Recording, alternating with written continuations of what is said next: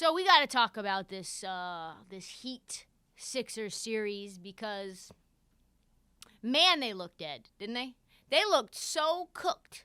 And Joel Embiid wasn't supposed to play in Game 3. He was possibly even going to be out Game 4. And like I said, if Joel Embiid misses 3 games, they're down 3-0. That's just the facts.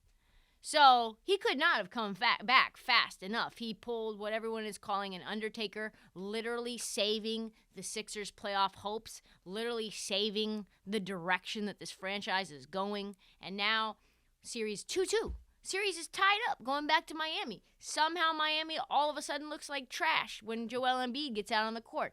And now, let's look at how we got here. First and foremost, the Sixers are shady as fuck. Like they are.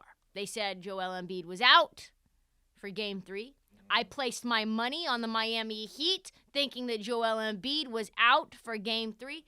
They said then later on in the day, it was at 12:30, he's doubtful for Game 3, but he has passed concussion protocol. Something didn't feel right then. Something did not feel right. And then, right at tip-off, they put him in the fucking lineup. Was that shady? Was that shady? Was that against the rules? Absolutely yes. They got a $50,000 fine for that. And they're like, we don't care. We don't care. You thought our star player was out. You didn't even prepare for him. You thought that his eyebrow was broken. And as a result, we had the game within the game. And our gamesmanship just, for $50,000, we are now tied 2-2. $50K. That's not enough. They need to start taking draft picks for this shit. That's like a seat. That is legitimately. Like seats for a playoff series. What are we even talking about? Like, they're gonna now get a game. They're gonna now get a game 6. They'll get a game 6 that they would not have gotten. That's $50,000 a drop in the fucking bucket. All the ticket sales for Game 6 go to us, the NBA, and to the bettors. We got screwed. You can't do that. Anyway. Goes out with this mask. He has this custom-fitted mask. How did they get the mask so fast, by the way? Custom-fitted mask for his eyebrow bone. This is kind of felt like they thought he was going to play a lot of earlier advance. Feels like it was, what do they call it in murder? Premeditated. Seems like the mask and the play was premeditated. What does Joel Embiid do? Everything. Everything. He gives you 30. He doesn't win MVP. That's what we know he doesn't do. 15. He get 15 rebounds. He can get 10 assists. And everyone around him just automatically gets their cape on as well. Like they are Clark Kent. And when Joel Embiid's on the floor, they become Superman. I don't know how it happens, but it happens. Fascinating thing as well. Doc Rivers said Joel Embiid was on a minutes restriction. Joel Embiid's going to be not in the game nearly as much. He's not feeling good. He hasn't seen a cell phone in 7 days, first day. We're going to just kind of keep him, for his protection, just keep his minutes restricted. How many minutes do you think he played? 36 and 38 minutes. This is why we hate Philly. This right here is why we hate Philly. And then, here's another little tidbit of information. So I'm listening to the pregame, getting a little swole on at the gym, listening to a little pregame from Game 4 from the guys, commentators inside of Wells Fargo Center, guys who covered the Sixers. And they said, if you just look at the two rosters, and they said this with no irony, if you just look at the two rosters between the Sixers and the Heat, and they did the we thing, we're just better. We're just much better. And I was like, really? Is that true? Because I don't know if it is. Joel Embiid is the best player on the court for both teams, sure. From there on, we go down the list. Is Jimmy Butler... So you say Joel Embiid's better than your best player. Is that Jimmy Butler? I guess. So Joel Embiid's better than Jimmy. Who's better than Bam on the Sixers team? Is it Harden? Don't think so. Is it Tyrese Maxey? Don't think so. 1-1. All right. So then you say, okay, what about Victor Oladipo? Is your role players as good as our role players? Like, who's better on your team than Victor Oladipo? Like, who's better than Tyler Hero?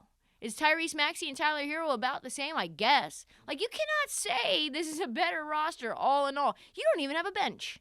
You have a 6 or 7 man rotation. You have a man, Georges Nang. He can't even shoot threes. That's what he came in to do. You got a man, Furkmeen Korkmaz. He shoots with 2 hands, like Jaren Jackson. Like my 10-year-old cousin. Like, what are we? Girl, cousin. And anyway, that is just a very side road. Yeah, so let's talk a little bit about James Harden finally doing the things that he needs to do. He has a huge game. But another reason that the Sixers end up winning Game 3, Game 4, is that they just are making an absurdly high percentage of shots with, like, almost no time on the shot clock. Heat defense is stifling. They throw up a fucking prayer, and the prayer goes in. Spoelstra said they've had a handful of possessions that went all the way down to the shot clock, all the way down to the end of the shot clock, and they made big shots. The Sixers were 13 for 17 and 6 for 8 from 3 in the last 6 seconds of the shot clock in Game 4. Do you think that's something that you can count on moving forward? Also, I think Miami was like 27% from 3 when they were the best three-point shooting team in the NBA. These are what we would call statistical anomalies outside of the bell curve of what you can predict. I'm not going to say that it's impossible, but it feels like things are going to shift again once we get back to Miami. Also, back to James Harden really quickly. Game 4, 31 points, 7 rebounds, 9 assists. Just an absolute old-school vintage Harden performance. One of those, like, I said it on Twitter, one of those, hey, girl, I'm not as good as I once was, but I'm as good once as I'll ever be. And that's what he was. Also, another little tidbit I want to kind of talk about is, like, Miami has looked awful. It's not really the worst to lose 2 on the road to a good opponent, especially with Joel Embiid. But, like, listen, where is Duncan Robinson? Where is he? This man makes $16 million a year. He's your 3-point sniper. He played like 1 minute in the last 4 games combined. He's not even out there. I haven't seen him.